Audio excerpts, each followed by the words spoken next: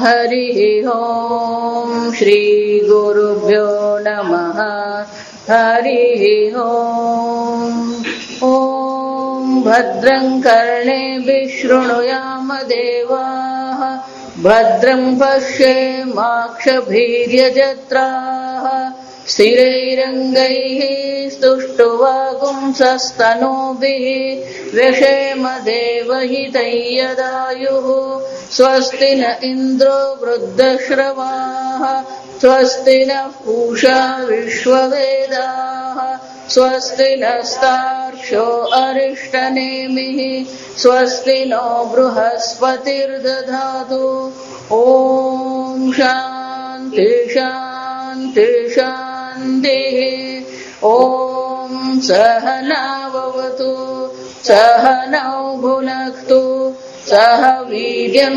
करवावहै तेजस्विनावधीतमस्तु मा विद्विषावहै ॐ शान्ति शान्ति शान्तिः सदाशिवसमारम्भाम्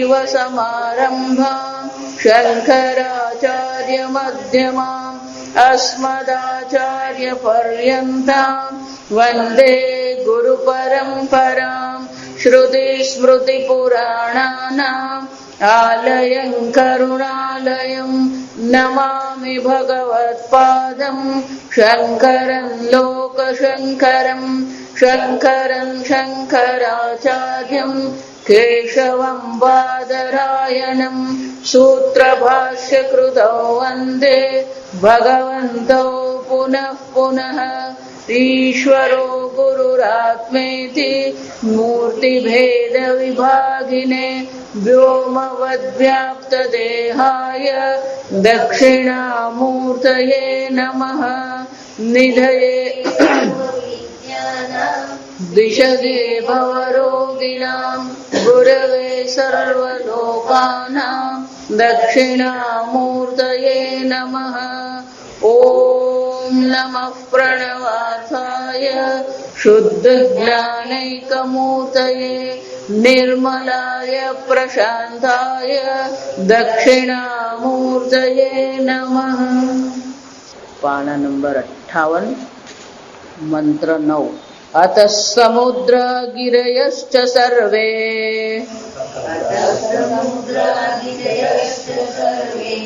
अस्मात् सन्दन्ते सिन्धवः सर्वरूपाः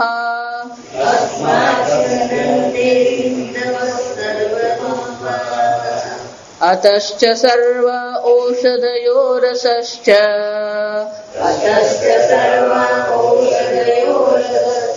येनैष भूतैस्तिष्ठते ह्यन्तरात्मा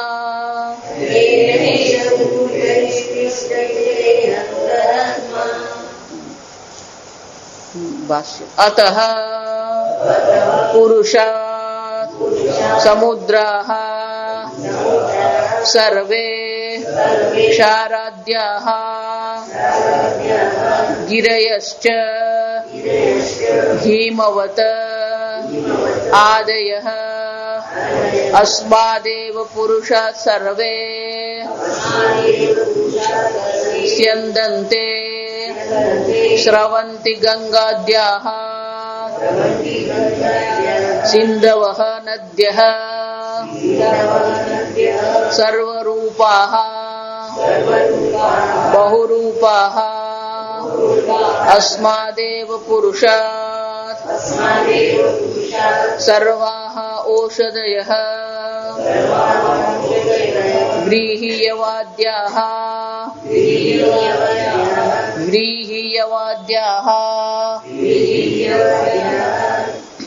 रसश्च मधुरादिः षड्विधः येन रसेन भूतैः पंचभिः स्थूलैः परिवेष्टितः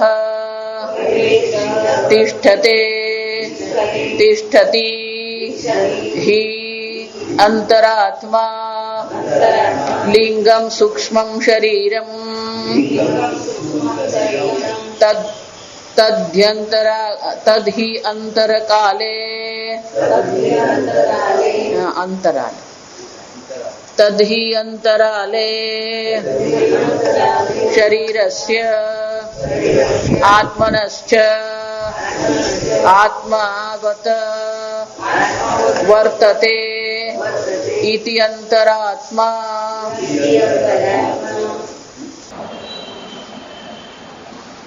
સંપૂર્ણ વિશ્વ પરમાત્મામાંથી ઉત્પન્ન થયું. શું શું ઉત્પન્ન થયું? શ્રુતિ માતા આપણને દર્શાવી રહી છે. ગઈકાલે આપણે જોયું કે 7 પ્રકારના હોમ સતત આપણા જીવનમાં થઈ રહ્યા છે. એટલે ટીકાકાર બહુ સરસ કહે છે કે આ આધ્યાત્મિક યજ્ઞ જે છે એ બાબતે આપણા મનમાં કેવી સમજ હોવી જોઈએ. જો એટલે બહુ સરસ કહે છે સકલમ ઇદમહમ ચ પરમાત્મા એવ ઇતિ. આ ટીકાકાર છે, ભાષ્ય નથી. ટીકાકાર કહે છે કે સકલમ અહમિદમ, અહીંયા જે કઈ છે સર્વ હું જ છું. અને એ શું છે? પરમાત્મા ઇતિ. અહીંયા જે કઈ છે સર્વ હું છું, જે પરમાત્મા છે. આમ આત્મા અને પરમાત્માનો પેલા ઐક્યથી આપણે આ ચિંતન કરવાનું છે. એને અહંગ્ર ઉપાસના કહેવાય. આ આધ્યાત્મિક યજ્ઞ જે છે એનું પણ આપણે ધારો કે ધ્યાન કરીએ અને આ સર્વ વિષયો મારી અંદર શું થઈ રહ્યા છે? હોમ એટલે કે આહુતિ અપાઈ રહી છે. આ પ્રકારનું જયારે ચિંતન કરવામાં આવે એને અહંગ્ર ઉપાસના કહેવાય. જાસમ હું પરમાત્મા છું, હું આત્મા પરમાત્મા છું, અને એ પરમાત્મામાં શું થઈ રહી છે? આ બધી આહુતિ અપાઈ રહી છે. એટલે કે છે પરમાત્મા એ વ્યક્તિ ભાવના પૂર્વકમ. આ પ્રકારની આપણે ભાવના કેળવીએ. ભાવના કેળવીએ એટલે ઉપાસના થઈ. જ્ઞાન હોય તો પછી તો જ્ઞાન જ છે, એમાં ભાવનાની જરૂર નથી. આ પીળો ગલગોટો છે એમ કહીએ તેમાં મારે ભાવના કરવી નહીં પડે. ભાવના ત્યારે જ કરવાની હોય જ્યારે ઉપાસના કરવાની હોય. અને એટલે ટીકાકાર કે છે ભાવના પૂર્વકમ પરમેશ્વર આરાધન બુદ્ધ્યા યે યજંતી. જે આ પ્રકારથી પરમેશ્વરની આરાધનાની બુદ્ધિથી, ઈશ્વરની પૂજા બુદ્ધિથી આ પ્રકારથી જે ચિંતન કરે છે, ધ્યાન કરે છે, એ લોકોને માટે શું છે? આત્મયાજી. ને આ બધા કોણ છે? આત્મયાજી છે. જેમ પેલો દેવયાજી હોય. દેવયાજી એટલે કોણ છે? દેવતાઓને હવન કરનારને દેવયાજી કહેવામાં આવે. એમ અહીંયા આપણે કયો હવન કરી રહ્યા છે? આત્મયાજી. પોતાના જ આત્માનો અહીંયા હવન આપણે કરી રહ્યા છે. આ પ્રકારથી આ ભાવના આપણે કેળવીએ, આપણી બુદ્ધિ શું થાય છે? સૂક્ષ્મ બને. જાદુ આ બુદ્ધિ કે મન જેને આપણે કહીએ એનો એક સ્વભાવ છે. જેવું ચિંતન કરે ને એવું એ બને. પાણી જેવું છે. પાણીને જે આકારના પાત્રમાં મૂકીએ એ આકાર ધારણ કરે. એટલું જ નહીં, એ પાત્રનો જે રંગ હોય એ જ રંગનું પાણી દેખાય. લીલા રંગની શીશીમાં આપણે જો પાણી ભરેલું હોય તો પછી એ પાણી કેવું દેખાવાનું? લીલું દેખાય. એમ મન પણ જે છે, જે વિષયની વૃત્તિ ઉત્પન્ન થઈ એ વિષય જેવો છે એવું જ મન બને. સાત્વિક વિષયોનું ચિંતન કરીએ, સાત્વિક ભોજન કરીએ, સાત્વિક શ્રવણ કરીએ તો આપણી બુદ્ધિ પણ શું થવાની? સાત્વિક બનવાની. તો ગઈકાલે કીધું યે ચ સાત્વિકા રાજસા તામસાશ્ચ. જે પણ કઈ સાત્વિક, રાજસિક અને તામસિક ભાવો છે આ માયા ત્રિગુણાત્મિકા છે. તો ત્રિગુણાત્મિકા માયામાંથી જે ઉત્પન્ન થયું એ પણ કેવું છે? ત્રિગુણાત્મિકા જ છે. આ જગત પણ 3 ગુણો વાળું જ છે. પણ એમાંથી કોનું ચિંતન કરવું ને કોનું ચિંતન નહીં કરવું, શું સાંભળવું ને શું ન સાંભળવું, એ કોના હાથમાં છે? આપણા હાથમાં. જો સમજો. એટલા માટે વેદાંતમાં સમહ અને દમહ બહુ મહત્વની વસ્તુ છે. બીજા તમે કયા વિષય ગ્રહણ કરો, તમે શું સાંભળો છો, તમે શું જુઓ છો, તમે શું ખાઓ છો, આ બધું મહત્વનું છે. તો જ પછી તમારી બુદ્ધિમાં શું થશે? આ પ્રકારથી આત્મયાગ થઈ રહ્યો છે, આત્મહોમ થઈ રહ્યો છે. એ ભાવના આપણે કેળવીશું તો પછી આપણી બુદ્ધિ પણ ધીમે ધીમે શું થવાની? સાત્વિક, શુદ્ધ બનવાની, તીક્ષ્ણ બનવાની. જેટલું સૂક્ષ્મનું ચિંતન કરીએ એટલી જ બુદ્ધિ આપણી સૂક્ષ્મ બને. આ વેદાંત અઘરું એટલા માટે લાગે છે કારણ કે આપણી બુદ્ધિને સ્થૂળનું ચિંતન કરવાની આદત છે, સૂક્ષ્મનું ચિંતન કરવાની આદત છે જ. તો 6થા અધ્યાયમાં આપણે જોઈ ગયા કે બહારના જે વિષયો જે છે, પાંચમા અધ્યાયમાં ભગવાને ધ્યાન માટે આપણને શું કહ્યું? સ્પર્શાન કૃત્વા બહિ બાહ્યાન, આ બધા વિષયો બહાર જ છે. એ બધાને શું કરવાની જરૂર છે? બહાર રાખવાની જરૂર છે. પણ આપણે બધી વસ્તુ શું કરતા ફરીએ? બધું અંદર ભરીને ચાલીએ. તમે બે વાત બહુ સરસ કે તમારા મનમાં અનેક પ્રકારના વિષયો તમે ભરેલા છે, અને પછી તમે ઈચ્છો કે હું ઈશ્વર ચિંતન કરું. તો જ્યાં આપણા મનને, આપણી દેશી ભાષામાં કહીએ ને, આપણા મનને આપણે ઉકરડો બનાવીને મૂકી રાખીએ. પછી ઉકરડામાં આપણે ભગવાનને બેસાડવાનો પ્રયત્ન કરીએ, શું થાય? અનેક પ્રકારની વસ્તુ બધી ભરી રાખી, કામ, ક્રોધ, લોભ, મોહ, રાગ, દ્વેષ, આ બધું શું કરે? અંદર પડી જ રહ્યું. ઉકરડો બનાવીને મૂકી દે, અને પછી વિચારે હું પરમાત્માનું ચિંતન કરું. પહેલા બધી વસ્તુ શું કરવી પડે? બહાર કાઢવી પડે. બીજું, આપણે પરમાત્માનું ચિંતન કરવું છે. એટલે મેં બહુ સરસ આ વાક્ય આવ્યું. તમે જો વિચારતા હોય કે અમે ગરડા થઈશું, ઉંમર થશે, પછી ભગવાન નામ લઈશું. લખનારે બહુ મજાનું લખેલું. ભગવાનને વાસી ફૂલ ચડતું નથી.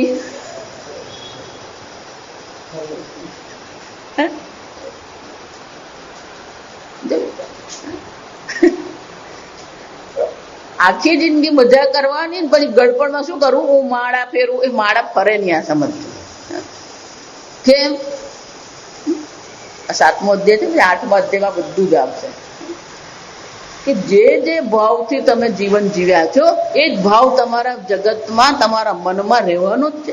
એટલે ભગવાન કહે છે યમ યમ ભાવમ સ્મરેન મુક્ત્વા કલેવરમ. કલેવર એટલે શરીર. આ શરીર જે ભાવથી તમે છોડશો, તે ભાવની તમને પ્રાપ્તિ થશે. તો પરમાત્મા ભાવને જો મારે મેળવવું હોય, હું મૃત્યુ પામું ત્યારે મારા મનમાં પરમાત્મા ભાવના હોય, તમે શું કરો? તસ્માત સર્વેષુ કાલેષુ મામ અનુસ્મર. સતત તું શું કર? મારું અનુસ્મરણ કર. અને એટલા માટે આ શ્રુતિ માતા આપણને શું કરે છે? આ સપ્ત હોમ જે આપણને આપે છે, એ સપ્ત હોમ ખરેખર શું છે? ઉપાસના સમાન છે. એ પ્રકારની આપણે સતત ભાવના કેળવીએ કે આ પ્રકારથી હું પરમાત્માની આરાધના કરું છું. આમ આરાધના બુદ્ધિ આપણે કેળવીએ તો એ આરાધના બુદ્ધિથી આપણું અંતઃકરણ સૂક્ષ્મ બનશે. આત્મ અંતઃકરણ જે છે એ શુદ્ધ થશે. તો એ આત્મચિંતન આપણે કરી શકીએ. પછી આગળ કે છે અતઃ સમુદ્રાઃ ગિરયશ્ચ. આ જે પરમાત્મા છે એ પુરુષ, અક્ષર પુરુષ જે છે, એ અક્ષર પુરુષમાંથી જ આ 7 સમુદ્ર ઉત્પન્ન થયા. આ વિચારવાનું. આપણે એક સમુદ્ર ઓળખીએ. શંકરાચાર્યજી કે છે ક્ષારાદ્યાઃ સપ્ત સમુદ્રાઃ. ક્ષાર એટલે કે ખારો. આ ખારો સમુદ્ર. જો આપણે એક ખારો સમુદ્ર જાણીએ, પછી એક બીજો જાણીએ છે ક્ષીર સાગર, દૂધનો સાગર, જ્યાં આપણા વિષ્ણુ ભગવાન શું છે? તે શયન કરે છે. ક્ષીર સાગર છે અને ક્ષાર સાગર છે. એટલે 7 સાગર છે. આ સમય એટલે ટિપ્પણી વાળા હોય ને, બધું આપણને ઉમેરી આપે. એટલે પહેલો તો ક્ષીર સાગર, પછી ઉદક એટલે પાણીનો, શુદ્ધ પાણીનો સાગર. પછી ઈક્ષુકો. ઈક્ષુ એટલે કે શેરડીના રસનો.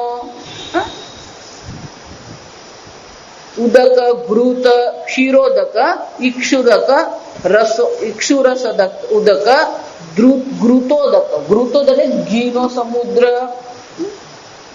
માતાજી ઠરી જતો હશે ને, પાણીનો સમુદ્ર ઠરી જાય. જો આ સમજ.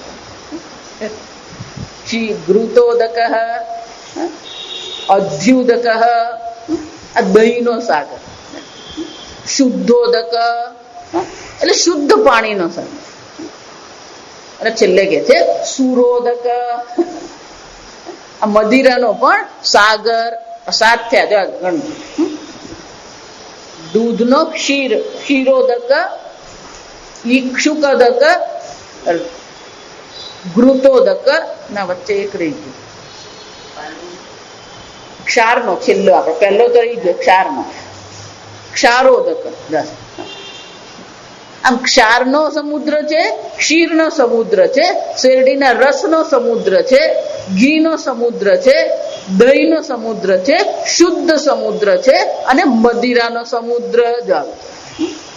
આ બધા સમુદ્ર પણ ક્યાંથી ઉત્પન્ન થયા? આ પરમાત્મામાંથી ઉત્પન્ન થયા. સપ્ત સમુદ્ર ગિરયશ્ચ. અને ટીકાકાર બહુ સરસ કે બધું ક્ષારોદ છે. આ ક્ષારોદક સમુદ્ર છે ને એ પ્રસિદ્ધ છે આપણા માટે. બાકીના બધા જે સમુદ્ર કેવા છે એ શાસ્ત્રોક્ત છે. એ કેવા છે? શાસ્ત્રોક્ત. શાસ્ત્રમાં એનું વર્ણન આવે અને શાસ્ત્ર પ્રમાણ છે એટલે આપણે એ વર્ણન પ્રમાણે શું કરીએ? એ માનીએ કે સત્ય છે. એટલું જ નહીં. હિમવદ આદય ગિરયશ્ચ પુરુષાદ સર્વે. આ સર્વ પર્વતો જે છે એ સર્વ પર્વતો પણ પરમાત્મામાંથી ઉત્પન્ન થયા. સ્યંદંતે સિંધવ સર્વરૂપા. સિંધવ એટલે નદી જાતની. સિંધુ નદી આપણે જે કહીએ, ખરેખર સિંધુ એટલે કે જે સ્યંદન છે. સ્યંદન એટલે વહી રહ્યું છે, વહેતું જે પાણી હોય એને શું કહેવાય? સિંધવ. નદ્ય સર્વરૂપા, સર્વ પ્રકાર. પછી ગંગા યમુના, જે આપણે 7 નદી કહીએ જ. ગંગે છે, યમુને ચૈવ ગોદાવરી સરસ્વતી નર્મદે સિંધુ કાવેરી જલસ્મિન સન્નિધિમ ખુરુ. અને એટલે એક જ બંધ કરી દો, આ બાજુની બંધ કરી દો. વાહ.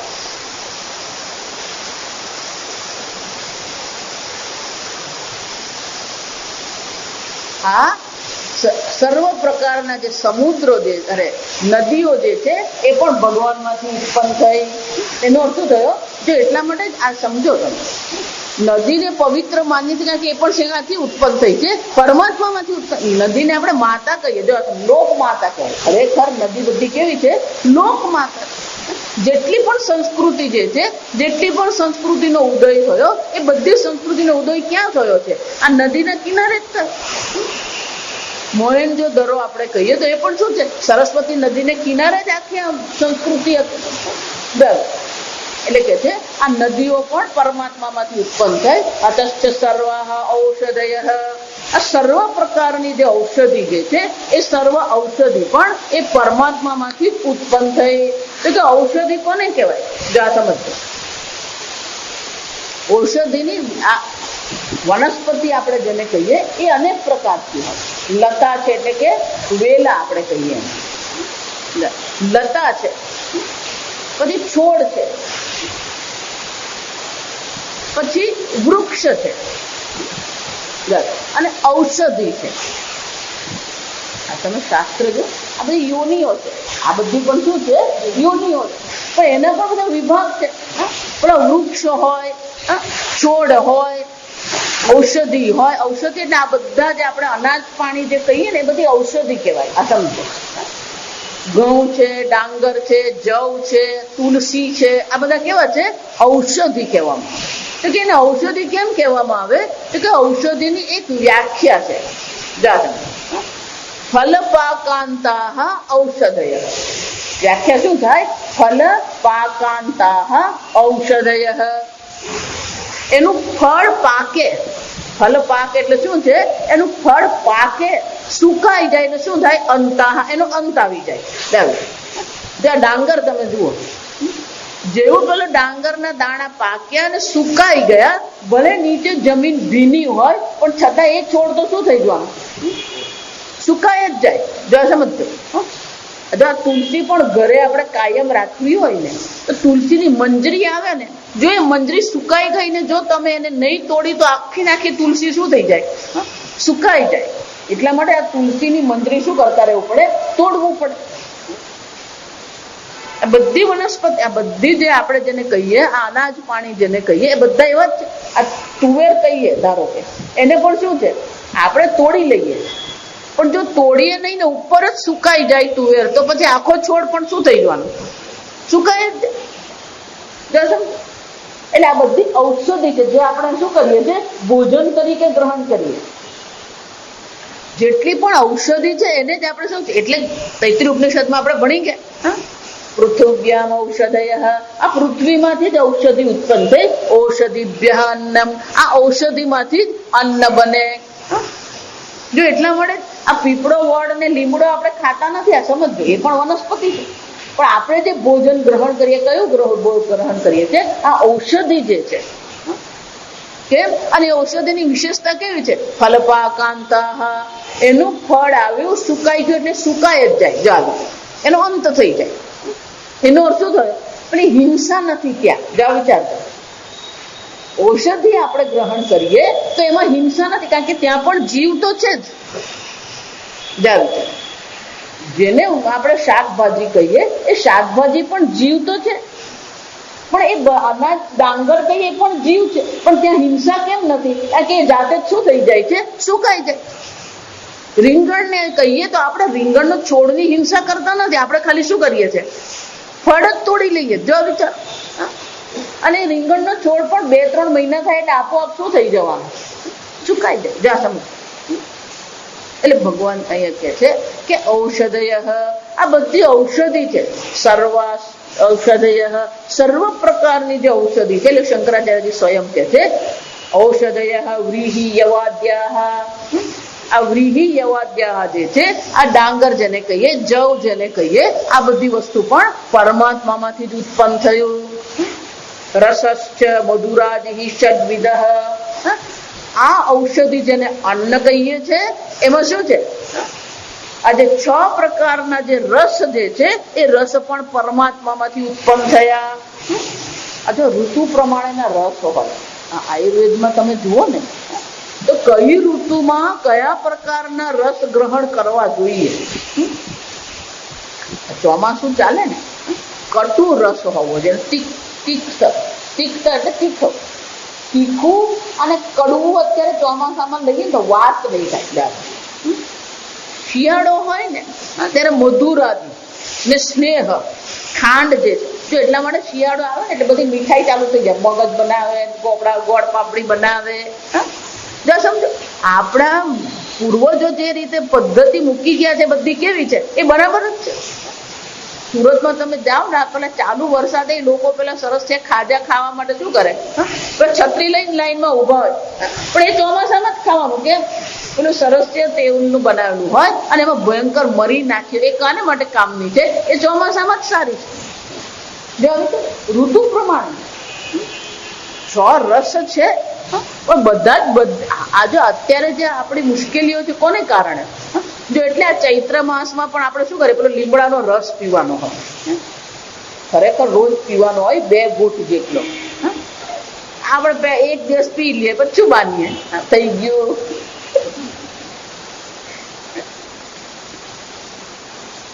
એટલું જ નહીં, આ ચૈત્ર માસની બીજી વિશેષતા છે. જ્યાં સમજ, લીમડાનો રસ તો પીવાનો હોય જ, પણ ચૈત્ર માસમાં મીઠું વગરનું ભોજન લેવાનું. ખરેખર તમે જુઓ તો મીઠા વગરનું ભોજન લેવાનું. આ ઘણા ચૈત્ર માસમાં આ ચૈત્ર નવરાત્રી કરે ને, એ ભોજન કરે પણ મીઠા વગરનું ભોજન કરે. આ બધાની પાછળ ઋતુ પ્રમાણે શું છે, આપણા શરીરમાં કેવી અસર છે, એને અનુરૂપ શું કરવામાં આવે? આ ભોજન નક્કી કરવામાં આવે. સમજમાં? અને એટલે અહીં કે છે રસશ્ચ, આ રસ પણ પરમાત્મામાંથી ઉત્પન્ન થયા. કયા રસ? મધુરાદિ, આ ષડ રસ. આ 6 પ્રકારના રસ છે. એ 6, આ શંકરાચાર્ય જેવું માને કે આપણને બધું ખબર છે એટલે આદિ કઈ ઉભા રહી જાય. જા એટલે આ 6 રસ કયા કયા છે? મધુર, કટુ, અમ્લ. અમ્લ એટલે ખાટું. અમ્લ એટલે શું છે? ખાટું. લવણ, ખારું. ઉષ્ણ, તીક્ષ્ણ. ઉષ્ણ એટલે ગરમ. આ તજ છે, લવિંગ છે, આ બધું કેવું કહેવાય? ઉષ્ણ છે. એટલું જ નહીં, તીક્ષ્ણ. આ બધા તુરું. તીક્ષ્ણ એટલે તુરું. આ તીક્ત એટલે તીખું. મીઠું હોય, તીખું હોય, ખારું હોય, કડવું હોય, ખાટું હોય. આ બધા રસ છે. પણ એ રસ પણ ક્યાંથી ઉત્પન્ન થયા? પરમાત્મામાંથી ઉત્પન્ન થયા. ષડ્વિદ રસ येन रसेन भूतैः पंचभिः स्थूलैः परिवेष्टितः तिष्ठते हि अंतरात्मा। આ બહુ સરસ કે આ જે રસ જે છે એ 6 પ્રકારના રસ જે છે એ રસ દ્વારા જ આ અંતઃકરણનું શું થાય છે, પોષણ થાય। જો આ અંતઃકરણ આ શરીરનું પોષણ કોનાથી થાય છે? આ શરીર મન, જો આ સમજો, આપણું મન જે છે, એટલા માટે આપણે ગુજરાતીમાં શું કહીએ, જેવો અન્ન એવો ઓડકાર, જેવું અન્ન એવું મન। ડોંગરે મહારાજ આના પર બહુ ભાર આપતા, હંમેશા એવું કહેતા કે તમે ભોજન બનાવો ત્યારે સતત પરમાત્માનું ચિંતન કરતા કરતા અથવા પરમાત્માનું નામ લેતા લેતા તમે શું કરો, આ ભોજન બનાવો। તો એ ભોજન સાત્વિક છે। પણ આપણે બાબુ આખા ગામની પંચાયત કરતા શું કરતા હોઈએ, એ તો એવું કહેતા કે ક્રોધ કરતા કરતા જો તમે ભોજન બનાવ્યું તે ભોજનમાં પણ ક્રોધ જવાનો, અને જેટલા પણ એ ભોજન ગ્રહણ કરે એના મનમાં પણ શું થવાનું, એ ક્રોધ આવવાનો। અને એટલા માટે આ બધા રસ દ્વારા શું થાય છે, આ બધાનું પોષણ કોનાથી થાય છે?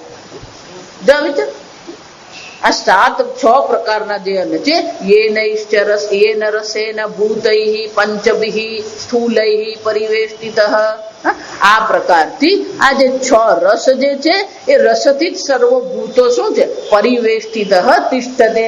પરિવેષ્ટિત એટલે કે એનાથી એ કેવા છે, પરિવેષ્ટિત એટલે વ્યાપ્ત છે। તો કે આ બધા રસ દ્વારા જ આ બધી વસ્તુનું પોષણ થઈ રહ્યું છે, અને એ પોષણથી જ આપણું મન બને।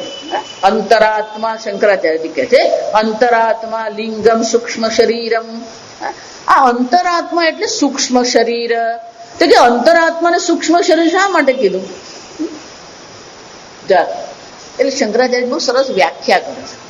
હું તમને જે વારંવાર કહું ને, આ બહારનું જગત અને તમે જે ચૈતન્ય આત્મા છો એની વચ્ચે કોણ છે? આ તમારું મન રહેલું છે। આ સમજજો, હું વારંવાર એટલે તમે ખરેખર આ જગત જોતા નથી, તમારા મનમાં જે જગતનું પ્રતિબિંબ પડ્યું એ તમે જુઓ છો। સીધું કોઈ આ ગલગોટો જોઈ શકે એમ છે જ ને? આંખ દ્વારા આ ગલગોટાનું શું થાય છે, પુષ્પાકાર વૃત્તિ મનમાં ઉત્પન્ન થાય, અને તમે જે જુઓ છો એ પુષ્પ જોતા નથી, તમે શું જુઓ છો, પુષ્પાકાર વૃત્તિ જુઓ છો। એટલે આ જગત અને તમારી વચ્ચે કોણ છે? આ મન રહેલું છે। અને એટલે શંકરાચાર્યજી સમજાવે છે, યદિ અંતરાલે શરીરસ્ય આત્મનશ્ચ આત્મવદ વર્તતે ઇતિ અંતરાત્મા। અંતરાલે, અંતરાલ એટલે વચ્ચે, અંતરાલનો અર્થ શું થાય, વચ્ચે। તો કે આ શરીર અને આ સંપૂર્ણ જગત અને આત્માની વચ્ચે કોણ રહેલું છે? આ મન રહેલું છે। અને એટલા માટે મનને શું કહેવામાં આવે? અંતરાત્મા। અને આ અંતરાત્મા જે છે એ અંતરાત્મા પણ પરમાત્માથી ઉત્પન્ન થયું। અંતરાત્માનું પોષણ આ 6 રસ દ્વારા થઈ રહ્યું છે।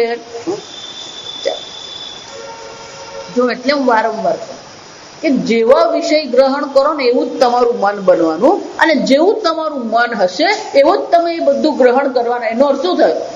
આ જગત તમે જે જોઈ રહ્યા છો એ જગત કોનાથી રંગાયેલું? ગઈકાલે મેં કહ્યું ને કે રાગથી રંગાઈ ગયેલું છે, દ્વેષથી રંગાયેલું છે। આ ઈશ્વર સૃષ્ટિ માત્ર છે, જગત માત્ર છે, પણ આપણે જગત નથી જોતા, આપણે સંસાર જુએ છે। કેમ? કારણ કે મનથી એ કેવું છે, રંગાયેલું છે। એટલા માટે શું કે 2 પ્રકારથી છે, એક ઓબ્જેક્ટિવિટી અને બીજી સબ્જેક્ટિવિટી। સબ્જેક્ટિવિટી એટલે વસ્તુનિષ્ઠ, વસ્તુ જેવી છે એવી જ આપણે ગ્રહણ કરીએ, એ ઈશ્વર સૃષ્ટિ છે। પણ એમાં આપણે આપણી વ્યક્તિ નિષ્ઠા શું કરીએ છીએ? આપણે પોતાના રાગ, દ્વેષ, કામ, ક્રોધ, આપણી ભાવનાઓ, આપણો અભિપ્રાય, આપણો મત મતાંતર શું કરીએ? એમાં ઉમેરી જ દેતા હોઈએ છીએ। અને એમાં ઉમેરીને આપણે જોઈએ છે, સમજીએ છે, તો એ કેવું થઈ ગયું? વ્યક્તિનિષ્ઠ થઈ ગયું, સબ્જેક્ટિવ થઈ ગયું। એ જીવ સૃષ્ટિ છે। જેટલી તમારા જીવનમાં ઈશ્વર સૃષ્ટિ વધશે ને એટલું જ તમારું મન પ્રસન્ન રહેશે। આ સમય જેટલી જીવ સૃષ્ટિ વધારે એટલું જ આપણું મન શું થવાનું, એ ખટપટ કર્યા જ કરવાનું. આ બે વ્યક્તિને પણ જે ઝઘડા થાય ને એ કોના થાય? ઈશ્વર સૃષ્ટિમાં ઝઘડા છે કે જીવ સૃષ્ટિમાં? જ વિચાર ના. હું માનું છું કાલે જ જવું જોઈએ. જેટલા પણ ઝઘડા છે ઈશ્વર સૃષ્ટિમાં કોઈ કલહ છે જ નહીં. જેટલા પણ કલહ જે છે, તકરાર છે, બધા ક્યાં છે? આ જીવ સૃષ્ટિ. કે એક આમ માનતો હોય પેલો બીજો આમ માનતો, બે જણા શું કરતા હોય? એટલે ગુરુ નાનક બહુ સરસ કહ્યું, એકને કહી દૂસરે ને માની, દોનો બ્રહ્મ જ્ઞાની. જાશે બધું. આપણે આપણું પેલું આપણો પોતાનો અભિપ્રાય પકડીને આપણે બેઠા હોઈએ એટલે બીજાને શું છે?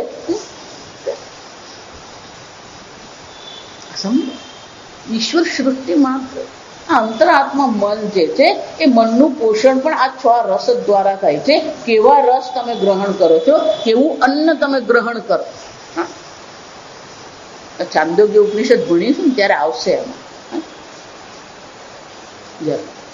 પણ શ્વેત કેતુની કથા આખ્યાયિકા તો ખબર જ છે, ઉદ્દાલક અને શ્વેત કેતુ. એટલે ત્યાં એવું કહેવામાં આવ્યું કે આ અન્નથી મનનું પોષણ થાય છે. અન્નથી શું થાય? મનનું પોષણ. આ જળથી પ્રાણનું પોષણ થાય. આ સમજવું. જળથી પ્રાણનું પોષણ થાય અને અન્નથી શાનું પોષણ થાય? આ મનનું પોષણ. એટલે પેલો શ્વેત કેતુ બુદ્ધિશાળી, એટલે કે મને એવું લાગતું નથી, અન્ન તો બહાર છે, આ મનનું પોષણ અન્નથી થાય, મને કેમ ખબર પડે? પ્રશ્ન કર્યો ને. એટલે ઉદ્દાલક એનો ઉપાય બતાવ્યો. જા વિચાર તો કે ચાલ તને વેદ આવડે છે ને વેદ બોલી જા. 12 વર્ષ ગુરુકુળમાં એ ભણીને આવ્યો તો, અધ્યયન કર્યું હતું, એટલે પટ વેદ બોલી ગયો. તો કે ચાલ હવે એક કામ કર, 15 દિવસ માટે કોઈ પણ પ્રકારનું અન્ન ગ્રહણ કરવાનું નહીં, ફક્ત જળ ગ્રહણ કરવાનું. 15 દિવસ પછી તું મારી પાસે આવે. તો કે રસ તમે જળ માટે કેમ કીધું? કે જળથી જ તારા પ્રાણનું પોષણ થાય છે. એટલે જળ જો તું લેશે નહીં તો તારા પ્રાણ શું થઈ જાય? પણ તું અન્ન ગ્રહણ નહીં કરો. એટલે પેલા 15 દિવસ અન્ન ગ્રહણ કરે. જો આપણા જેવું નહીં અનશન કરીએ તેવું. આ સમજો. આપણે પેલો આખો દિવસ પેલું શું કરે, ભૂખ હડતાલ કરે, પછી રાત્રે ઘરે જઈને શું કરે, દાળ ભાત ખાઈને સુઈ જાય. જો આ સમજો. પ્રમાણિકતાથી 15 દિવસ એને શું કર્યું? અન્ન ગ્રહણ કર્યું નહીં.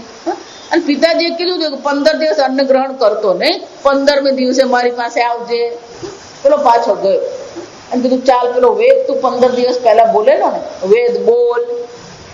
પેલા યાદ જ નહીં આવે. જો આવી રીતે ગમે એટલા પ્રયત્ન કરે ને, 2 શબ્દ આવે ને 2 ભૂલાઈ જાય.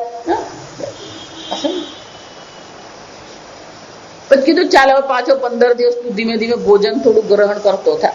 15 દિવસ પછી ભોજન ગ્રહણ કર્યું તો પછી પાછો મારી પાસે આવજે, પેલો વેદ બોલ. પાછો પર બોલી ગયો. જા મનનું પોષણ કોનાથી થાય? અન્નથી થાય. અને એટલા માટે કે છે એ રસેના, આ 6 રસ છે એના દ્વારા જ આ અંતરાત્માનું પોષણ થાય છે. જો તમને વારંવાર કયા વિષય ગ્રહણ કરો ને બહુ મહત્વનું છે. શબ્દ, સ્પર્શ, રૂપ, રસ અને ગંધ, આ 5 વિષયો જે છે એ 5 સાત્વિક વિષયો હોય. ફક્ત ભોજન નહીં.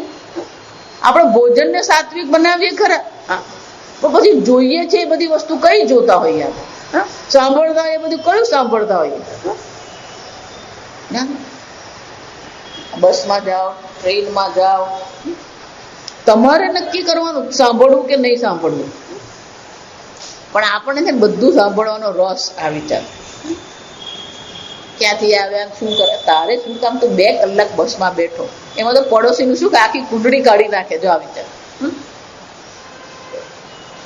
જરૂર એટલે પછી આ બધો કચરો આપણે મનમાં શું કરતા હોઈએ? ભેગો કરીએ. મનને ઉકરડો બનાવીને મૂકી દીધું.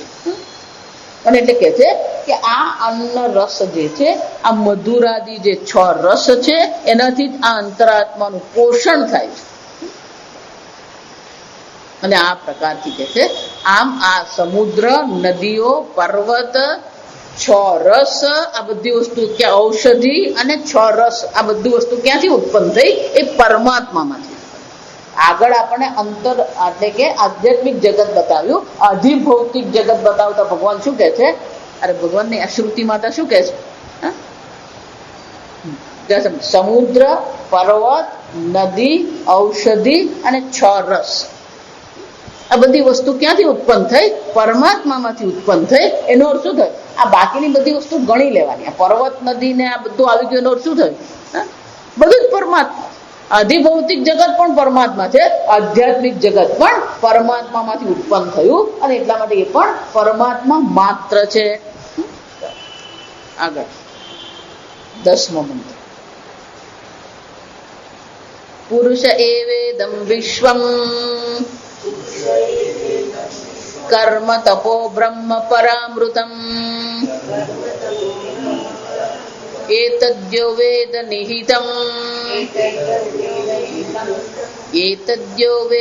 નિહિતમ ગુહાયામ સો વિદ્યા ગ્રંથિમ વિકરતી સૌમ્ય એક અનુષ્ટુપ છંદ છે અને એક ત્રિષ્ટુપ છંદ છે. પહેલી પંક્તિ અનુષ્ટુપ છંદની છે અને પેલી બીજી પંક્તિ જે છે કઈ છે? ત્રિષ્ટુપ્ત છંદ. ભાષ્ય. એવં પુરુષાત સર્વમ ઇદમ સંપ્રસૂતમ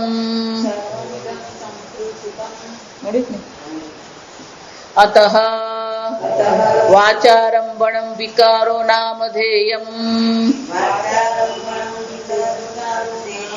અનૃતં પુરુષઃ ઇતિ એવં સત્યમ અતઃ પુરુષ એવ ઇદં વિશ્વં સર્વં ન વિશ્વં નામ પુરુષાત અન્યત કિંચિદસ્તિ અતઃ યદુક્તં તદેતત અભિહિતં કસ્મિન્નો ભગવઃ વિજ્ઞાતે સર્વમિદં વિજ્ઞાતં ભવતિ ઇતિ એતસ્મિन् हि પરસ્મિन् આત્મનિ સર્વકારણે પુરુષે વિજ્ઞાતે પુરુષ એવ ઇદં વિશ્વં ન અન્યદસ્તિ ઇતિ વિજ્ઞાતં ભવતિ ઇતિ કિમ પુનઃ ઇદં વિશ્વં ઇતિ ઉચ્યતે. બીજા મુંડકનો બીજા ખંડનો આ અંતિમ મંત્ર છે. એટલે અત્યાર સુધી જે પણ કંઈ કહેવામાં આવ્યું એના સાર સ્વરૂપે ઉપસંહાર સ્વરૂપે આ મંત્ર છે. સર્વ પુરુષમાંથી ઉત્પન્ન થયું તો પછી શું છે? પુરુષ એવ ઇદમ વિશ્વમ. તો પછી આટલું શ્રવણ કર્યા પછી, આટલું સમજ્યા પછી આ નિર્ણય આપણો હોવો જોઈએ. કયો હોવો જોઈએ? એવ એટલે ભારપૂર્વક પુરુષ એવ ઇદમ વિશ્વમ. આ સંપૂર્ણ વિશ્વ જે છે, અધિભૌતિક વિશ્વ કહીએ કે આધ્યાત્મિક વિશ્વ કહીએ, આ બધી વસ્તુ કોણ છે? પુરુષ એવ. પુરુષ માત્ર છે. અખિલ બ્રહ્માંડમાં એક તો શ્રી ઈશ્વર માત્ર છે. એટલે સ્વામીજી કે ને અનેક ઈશ્વર નથી, એક ઈશ્વર નથી, પણ શું છે? ઈશ્વર માત્ર છે. આ વેદાંત છે. There are not many gods. There is no one God. There is only God. ઈશ્વર માત્ર છે. કેટલાક એક ઈશ્વરવાદી છે, કેટલા અનેક ઈશ્વરવાદી છે. ઝઘડા પણ ક્યાં ના ચાલતા હોય. પેલો એક ઈશ્વરવાદી એમ જ માને મારો ઈશ્વર જ શ્રેષ્ઠ, પછી તારો ઈશ્વર. આ બધા ઝઘડા ક્યાંથી ચાલે? મારો ઈશ્વર અને તારો ઈશ્વર. વૃંદાવનમાં જાઓ ત્યાં એ જ ચાલતું હોય. આ સમય પેલો બાકે બિહારી વાળો રમણ રાધા રમણ નો પ્રસાદ ગ્રહણ નહીં કરે, પેલો રાધા રમણ વાળો બાકે બિહારી નો પ્રસાદ ગ્રહણ નહીં. અને વૃંદાવનના જે ખરેખર ભક્તો છે એ જયારે પેલી વૃંદાવનની પરિક્રમા કરે ને, કેટલીક દ્રષ્ટિએ જોઈએ તે સારું પણ છે, અને કેટલીક દ્રષ્ટિએ જોઈએ તો શું થાય, એ સંકુચિતતા લાગે આપણને. પણ કેટલીક સંકુચિતતા આવશ્યક પણ છે, આ સમજો. જેમ 15 જગ્યાએ કુવા ખોદીએ ને તો પાણી નીકળે નહીં, પણ એક જ જગ્યાએ કુવો ખોદતા રહીએ તો શું થાય? હું 5 જગ્યાએ 50 ફૂટ ખોદું એના કરતા એક જ જગ્યાએ શું કરવાનું હોય, 250 ફૂટ હું ખોદું તો પેલું પાણી મળે. એમ આ બધા સંપ્રદાયમાં પણ એક નિષ્ઠા કેમ બતાવે કે એક વાર એક પકડ્યું તો પછી શું કરવાનું, એ પકડીને ચાલ્યા કરવાનું. પછી આપણી મુશ્કેલી, બોલે મુરારી બાપુ આવે એટલે હનુમાન ચાલીસા શરૂ થાય, પેલો ગાયત્રી વાળો એટલે ગાયત્રી ચાલીસા શરૂ થાય, આ પેલો રમેશભાઈ એટલે ગોપી ગીત ચાલુ. આપણે મુશ્કેલી આપણી આ જ છે. જો એકમાં આપણે નિષ્ઠા કરી શકતા નથી, એટલા માટે જ આ બધા જે સંત મહાત્માઓ થઈ ગયા એ આ પ્રકારથી ચિંતન શા માટે કરાવે કે તું એકમાં નિષ્ઠા કર, કારણ કે છેવટે એક છે. એક શું છે? સર્વ છે. વૃંદાવનના લોકોની નિષ્ઠા એવી જ કે પેલું વૃંદાવનની પરિક્રમા કરે, પરિક્રમા કરીએ ને ત્યારે જમણો હાથ ભગવાન તરફ રહે, એ રીતે આપણે પરિક્રમા કરીએ. એ લોકોની પાછી બુદ્ધિ એવી, જો તમે વૃંદાવનની પરિક્રમા કરો છો તો જમણી બાજુ હોય એ વૃંદાવન હોવાનું. પરિક્રમા કરતા જમણી બાજુ આવે શું હોય? વૃંદાવન. ડાબી બાજુ હોય શું છે? વૃંદાવનની બહાર હોય. બધું એ લોકોની ચુસ્તતા એટલી છે કે જમણી બાજુ વૃંદાવનમાં કૃષ્ણ દર્શન આપે ને તો એ દર્શન કરવા તૈયાર, પણ ડાબી બાજુ આપે ને તો દર્શન કરવા તૈયાર નહીં. કેમ? કે વૃંદાવનની બહારનો કૃષ્ણ એ લોકોને માન્ય જ નથી. એ લોકોનો કૃષ્ણ ખાલી 11 વર્ષનો જ છે, એટલે પેલો મથુરાનો કૃષ્ણ એ લોકોને ફાવે નહીં. આ સમય એ લોકો એમ જ કહે છે કે નિત્ય રાસ લીલા થઈ રહી છે. 11 વર્ષે ભગવાને જે રાસ લીલા કરી એ નિત્ય રાસ લીલા ભગવાન ત્યાં કરી રહ્યા છે. ભગવાન મોટા થયા જ નથી, ભગવાન મથુરાય નથી ગયા, ભગવાન દ્વારકા ગયા જ નથી. ભગવાન ક્યાં છે? અહીંયા વૃંદાવનમાં છે. પણ એ નિષ્ઠા કામની છે. અસમજો વિચાર. એક વાર બાલકૃષ્ણની સેવા કરી પછી કરતા રહેવાનું. પછી આપણે તો જન્માષ્ટમીનો મેળો જ નહીં, આપણા મંદિરમાં મેળો જ લાગેલો હોય ભગવાનનો. આ સમય એ ભગવાનનો કુંભ મેળો જ હોય. એટલા માટે શંકરાચાર્યજી કહી ગયા પંચદેવ પૂજા, પંચાયતન પૂજા. પછી આપણે જેટલા ફોટા આવે બધા ફોટા શું કરતા રહીએ? પેલા મંદિરમાં મૂકતા રહે. અને પછી એકાદ બે ફોટા ને જો પેલો આરતી આપવાની રહી ગઈ તો પછી શું કરે? માતાજી આપની આરતી બતાવવાની રહી ગઈ, કઈ થાય તો કઈ થવાનું નથી. સમજો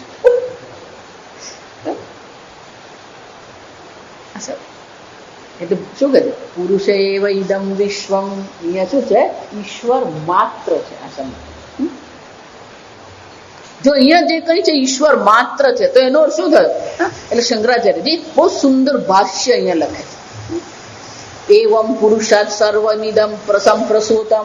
આ પુરુષમાંથી જ સર્વની ઉત્પત્તિ થઈ. સંપ્રસૂતમ એટલે સારી રીતે ઉત્પન્ન થયું. જો આ વિચાર, આ વસ્તુ નહીં 68 ઉત્પન્ન નથી થયું, પણ શું છે?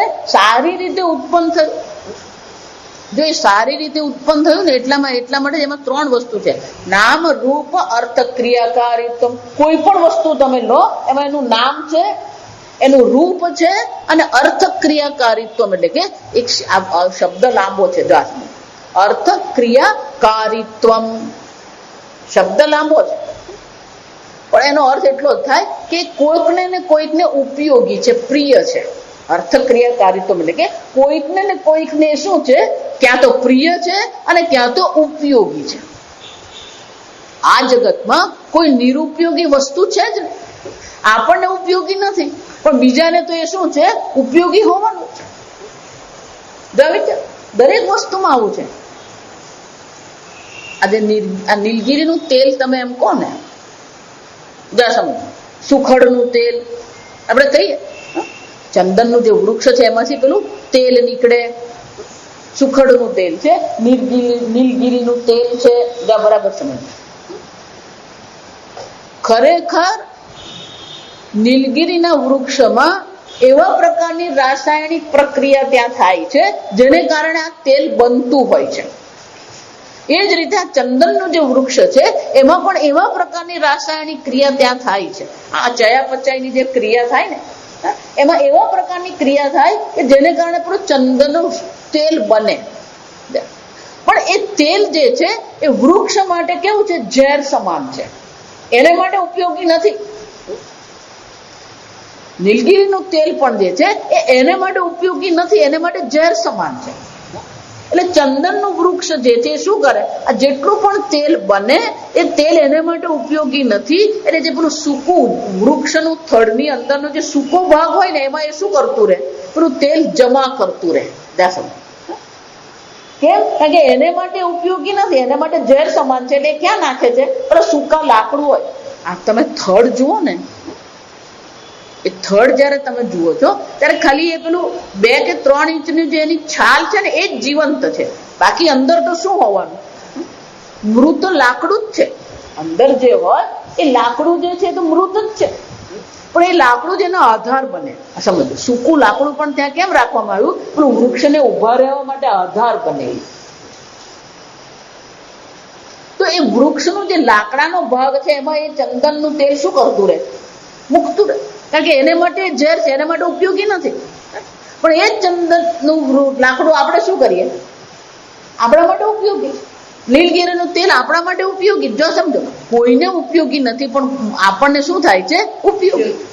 એ જ રીતે કેટલીક વસ્તુ આપણા માટે ઉપયોગી નથી, આપણા માટે યોગ્ય નથી, પણ બીજા માટે કેવી છે? યોગ્ય છે, ઉપયોગી છે. અને એટલા માટે જ કહેવાય આ જગતમાં ખાલી નામ રૂપ નથી, પણ શું છે? નામ રૂપ અર્થ ક્રિયાકારીત્વ, ઉપયોગીતા છે. કે એટલા માટે શું કહે છે? સંપ્રસૂતમ 68 ને સારી રીતે યોગ્ય પ્રકારથી આ બધી વસ્તુનું શું કરવામાં આવી છે? સમ્યક પ્રસૂતમ ઇતિ સંપ્રસૂતમ, સારી રીતે આ બધી વસ્તુની ઉત્પત્તિ કરવામાં આવી છે. અને જો આ ઈશ્વરમાંથી બધું ઉત્પન્ન થયું હોય અને ઈશ્વર જો આ સર્વ છે, એટલે શંકરાચાર્યજી કહે છે આ મંત્ર ઉપસંહાર સ્વરૂપે છે.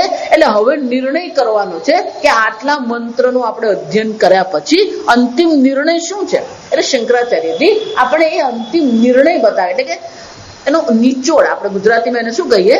આ બધા મંત્રોનો નિચોડ શું છે? તો નિચોડ બતાવતા કે છે અતઃ વાચારંભણમ વિકારો નામધેયમ અનૃતમ. અતઃ એટલા માટે આ જેટલા નામ અને રૂપ તમે જે જોઈ રહ્યા છો એ બધી વસ્તુ કેવી છે? અનૃતમ, મિથ્યા. કેમ?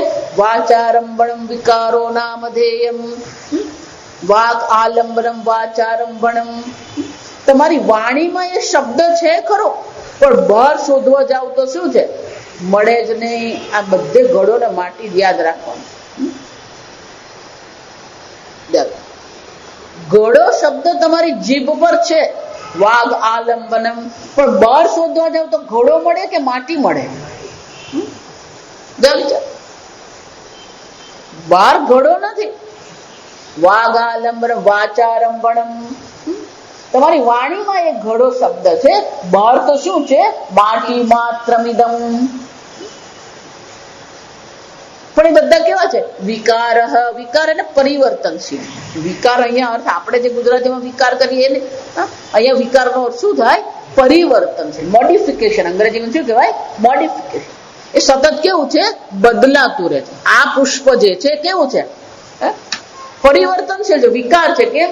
ગઈકાલે કળી સ્વરૂપે હતું, આજે શું છે? પુષ્પ સ્વરૂપે છે, કાલે બીજ સ્વરૂપે હશે. સતત કેવું છે? પરિવર્તનશીલ.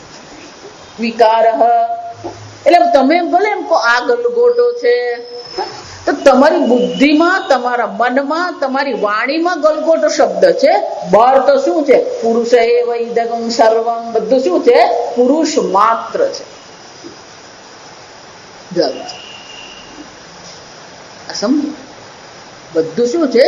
પુરુષ માત્ર ઇદમ સર્વમ. આ સર્વ પુરુષ માત્ર છે. ફક્ત નામ અને રૂપ જે તમે જોઈ રહ્યા છો, અનુભવી રહ્યા છો, એ તમારી વાણીમાં છે, બહાર કોઈ નામ રૂપ જેવી વસ્તુ છે જ નહીં. એટલા માટે આ વેદાંતને અજાતવાદ કહેવામાં આવે. અજાતવાદ એટલે ઉત્પન્ન થયો જ બધું છે જ નહીં, પછી તેની ઉત્પત્તિની વાત ક્યાં છે? પહેલા તમે ઘોડો છે એમ કહો તો પેલું ઉત્પત્તિની ચર્ચા કરવી પડે. જો અહીંયા એ જ કરીને ઉત્પત્તિની ચર્ચા કરી, પણ ઉત્પત્તિની ચર્ચા કરીને ખરેખર આપણને ઉત્પત્તિ દર્શાવવામાં આવતી નથી. આપણને શું દર્શાવવામાં આવે છે? આ ઉત્પન્ન થયું એટલે કે એ છે જ નહીં. એટલા માટે અજાતવાદ, કશું ઉત્પન્ન થયું જ નથી. જો આ વિચારજો, એટલે ભગવાન કે છે નચમસ્થાની ભૂતાની, મારામાં કોઈ ભૂત છે જ નહીં, કઈ ઉત્પન્ન જ નથી થયું. કેમ? ઈશ્વર માત્ર છે. વિચાર. અને એટલે શંકરાચાર્યજી કહે છે વાચારંભણમ વિકારો નામધેયમ અનૃતમ. તો આ બધી વસ્તુ કેવી છે? અનૃત, મિથ્યા છે. જો આપણે મિથ્યા જોઈ ગયા છે આગળ. યદ કાર્યમ તદ અનૃતમ. જે કાર્ય હોય એ મિથ્યા હોય. જેને કાર્ય એટલે જે ઉત્પન્ન કરવામાં આવે. માટી કારણ છે, ઘડો શું છે? કાર્ય છે. યદ કાર્યમ તદ અનૃતમ. જેને ઉત્પન્ન કરવામાં આવ્યું હોય, જે કાર્ય હોય એ અનૃત એટલે કે મિથ્યા હોય. આ એક વાક્ય. બીજી વ્યાખ્યા શ્રુતિ માતા કહે છે વિકાર. જે વિકારી છે કેવું છે? મિથ્યા છે, જે પરિવર્તનશીલ છે. બે વ્યાખ્યા. ત્રીજી વ્યાખ્યા કઈ છે? અધિષ્ઠાન અનન્યત્વમ. જે પોતાના અધિષ્ઠાનથી અન્ય સ્વતંત્ર અસ્તિત્વ ધરાવે નહીં. ઘડો એમ જયારે કહીએ તો માટીથી સ્વતંત્ર ઘડા નામની વસ્તુ છે. માટીથી સ્વતંત્ર ઘડો રહી શકે નહીં. એનો અર્થ શું થયો? એ પોતાના અધિષ્ઠાનથી ભિન્ન અસ્તિત્વ ધરાવે. એટલે આપણે સીધી ભાષામાં કહીએ છે જેનું સ્વતંત્ર અસ્તિત્વ નથી, એને મિથ્યા કહેવામાં. જો એટલા માટે જ આપણી ભાષામાં કહીએ સાપેક્ષ કહેવાય. બધી વસ્તુ કેવી છે? સાપેક્ષ છે. એક દ્રષ્ટિ એને જોઈએ છે આપણે. જો એટલે કહો આ તમારા સંસારના જેટલા સંબંધો છે એ બધા પણ કેવા છે? એક દ્રષ્ટિ છે, એક સાપેક્ષતા છે. પતિ પત્ની એમ જયારે કહીએ તો પતિ પત્ની કઈ દ્રષ્ટિએ છે? પતિની દ્રષ્ટિએ પત્ની છે, પત્નીની દ્રષ્ટિએ પતિ છે, પણ પુત્રની દ્રષ્ટિએ શું છે? માતા પિતા. તો પતિ પત્ની તમે જેને કહી રહ્યા છો, માતા પિતા પણ જેને કહી રહ્યા છો, પુત્ર પુત્રી જેને કહો છે, બધી વસ્તુ કેવી છે? અનૃતમેવ. સાપેક્ષ છે. અન્ય કોઈ દ્રષ્ટિએ તમારું આ નામ છે, પણ આપણે એને જ સત્ય માનીને શું કરી રહ્યા છે? આપણું જીવન કોને સમર્પિત કરીએ છીએ? જે મિથ્યા છે એને શું કરી દીધું? સમજો, જે અનિત્ય છે, જે મિથ્યા છે એને આપણે સમર્પિત છે. જે સત્ય પુરુષ જે છે, જે આનંદ સ્વરૂપ છે, એને આપણે શું કરીને બેઠા છે? એની અવગણના કરીએ. જો આ 7મો અધ્યાય ભગવાન પોતાનું સ્વરૂપ પ્રગટ કરશે ને પછી આ બધી ચર્ચા ભગવાન કરવાના છે. 9મા અધ્યાયમાં એટલે ભગવાન બહુ સરસ કહે છે અવજાનંતી મા મૂઢા. અવજાનંતી, અવગણના કરે. આ બધા મૂઢ લોકો છે શું કરી રહ્યા છે? મારી અવગણના કર. હું જે નિત્ય આનંદ સ્વરૂપ પરમાત્મા છું એની બધા શું કરી રહ્યા છે? અવગણના કરે છે. અવજાનંતી મા મૂઢા. કેમ? કારણ કે આ જે નિત્ય છે, અનિત્ય જે છે, વિકારી જે છે, નામ રૂપ છે, એમાં બધા મોહિત થઈ રહ્યા છે. મૂઢા એટલે શું છે? મોહિત થયા. આ જે સાપેક્ષ છે, જે અનિત્ય છે, જે વિકારી છે, એમાં એટલા બધા મોહિત થઈને બેઠા છે કે જે નિત્ય છે, જે આનંદ સ્વરૂપ છે, જે પવિત્ર શુદ્ધ છે, એની શું કરે છે? અવગણના કરે. જો અત્યારે પાતંજલિ યોગ સૂત્રનું અધ્યયન ચાલે છે મારું, એમાં અવિદ્યાની વ્યાખ્યા આ જ છે. એ બહુ સરસ અવિદ્યાની વ્યાખ્યા છે. જે અનિત્ય છે, જે અશુચિ છે, જે અસુખ છે, દુઃખ છે, અને જે અનાત્મા છે, એમાં શું કરી દીધું? એમાં જ એને નિત્ય માની લીધું, એને સુખ માની લીધું, એને શુદ્ધ માની લીધું. એને જ અવિદ્યા કહેવાય. જો વિચારો વ્યાખ્યા. જે નિત્ય છે 4 વસ્તુ, જે અનિત્ય છે, જે અશુચિ છે, જે દુઃખ છે, અને જે અનાત્મા છે. અનિત્ય, અશુચિ, દુઃખ, અનાત્મા. શું એમાં શું કરી દીધું? નિત્ય, શુચિ, સુખ, આત્મબુદ્ધિ, અવિદ્યા. આ બધાને જ આપણે આત્મા માનીને ચાલીએ છીએ. આ બધામાં જ આપણે શુદ્ધ જોઈએ છે, આ બધામાં જ આપણે સુખ જોઈએ છે, આ બધાને જ આપણે નિત્ય માનીને ચાલીએ. જો વિચારજો, તમે જે રીતે જીવન જીવો છો ને કઈ રીતે જીવો, જાણે કોઈ દિવસ મરવાના જ નથી ને એવી રીતે બધા જીવન જીવી રહ્યા છે. આ વિચાર, જાણે મરવાનો જ નથી, કાયમ અહીંયા જ રહેવાનો હોય. એ જ રીતે આ શરીરને પણ આપણે શું કરીએ, આ શરીર સાથેનો આપણો વ્યવહાર કેવો છે, આ જ પ્રકારનો વિચાર. પતંજલિ મુનિ બહુ સરસ કે જે આ બધી વસ્તુ આવી છે એને શું માની લીધું છે, આત્મા માનીને આપણે ચાલી રહ્યા છે. આને જ અવિદ્યા કહેવાય. આમ જે વસ્તુમાં કોઈ પ્રકારની નિત્યતા છે જ નહીં, વિકારી છે, બધી વસ્તુ કેવી કહેવાય, અનૃતમ મિથ્યા. એ જ રીતે અધિષ્ઠાન અન્યત્વમ, પોતાના અધિષ્ઠાનથી ભિન્ન સ્વતંત્ર એનું કોઈ અસ્તિત્વ નથી. આ 3 વ્યાખ્યા થઈ. જો તમે મિથ્યાની આ 3 વ્યાખ્યા. આ ચોથી વ્યાખ્યા બહુ સરસ છે. ઘડો એમ જયારે આપણે કહીએ, વ્યાખ્યા આવી છે સદસદ્ભ્યામ અનિર્વચન્યમ. અનિર્વચન્યમ એટલે કે આવું જ છે એવો આપણે નિર્ણય નહીં કરી શકીએ. સત એટલે છે, સદ એટલે શું છે, છે. અસદ એટલે નથી. સદ એટલે છે, અસદ એટલે શું છે, નથી. પણ સદસદ્ભ્યામ અનિર્વચન્યમ, ઘડો છે એમ તમે કહી શકો, માટી. પણ ઘડો નથી એવું પણ કહી શકો. કેમ કે પાણી તમે ઘડામાં જ ભરો, માટીમાં નહીં ભરો. આ સમજો. એમ આ સંપૂર્ણ જગત કેવું છે એમ પણ નહીં કહી શકાય, નથી એમ પણ નહીં કહી શકાય. કેમ કે એક કાળમાં એનું અસ્તિત્વ છે. એક કાળમાં એનું શું છે, અસ્તિત્વ છે. આ ગલગોટો એમ કહીએ તો ગલગોટો વર્તમાન કાળમાં છે. એને ગલગોટાનો આપણે હાર બનાવીએ છીએ, સમજો, એનો ઉપયોગ કરીએ છીએ આપણે. એટલે નથી એવું પણ નહીં કહી શકો, પણ છે એમ પણ નહીં કહી શકાય. કારણ કે 3 કાળમાં એનું અસ્તિત્વ નથી, ફક્ત એક કાળમાં એનું અસ્તિત્વ છે. આમ આ સંપૂર્ણ જગત જે છે કેવું છે, પહેલું તો કાર્ય છે, બીજું વિકારી છે, બીજું એનું સ્વતંત્ર અસ્તિત્વ નથી, અને એને છે પણ નહીં કહી શકીએ, ન પણ ન કહી શકીએ. જો આ મિથ્યાની વ્યાખ્યા છે. કાર્ય છે, વિકારી છે, સ્વતંત્ર અસ્તિત્વ નથી, અને ચોથું કયું છે, જેને છે પણ નહીં કહી શકીએ, નથી પણ નહીં કહી શકીએ. આ સંપૂર્ણ જગત આવું જ છે. અને એટલે શંકરાચાર્યજી કહે છે આ બધાને માટે એક જ શબ્દ કયો છે, મિથ્યા. આ જગત કેવું છે, બ્રહ્મ સત્યમ જગન મિથ્યા. એક બ્રહ્મ છે, એક પુરુષ, જે અક્ષર પુરુષ જે છે, જે અક્ષર પરમાત્મા છે, એ સત્ય છે. અને એટલે શંકરાચાર્યજી પછી કે છે નામધેયમ અનૃતમ પુરુષ ઇતિ એવમ સત્યમ. આ જે પુરુષ છે એ શું છે, સત્ય છે. તો દ્રષ્ટાંત આપવા માટે શ્રુતિ માતા શું કે છે, ત્યાંનો જે મંત્ર છાંદોગ્ય ઉપનિષદનો જે છે, ઉદ્દાલક મુનિ જે શ્વેત કેતુનો ઉપદેશ કરે છે ત્યારે શું કે છે,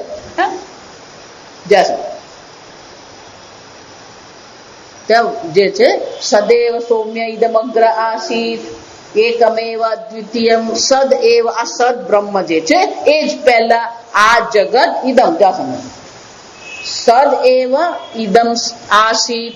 આ જગત પહેલા સદ બ્રહ્મ હતું. આ ઘડો પહેલા માટી હતો. તો હવે શું થઈ ગયો, ઘડો બની ગયો, માટી ગઈ નહીં. ઘડો અત્યારે પણ શું છે, માટી તો છે. એમ આ જગત પહેલા સદબ્રહ્મ હતું, અને એ બ્રહ્મ કેવું છે, એકમ એવ અદ્વિતીયમ.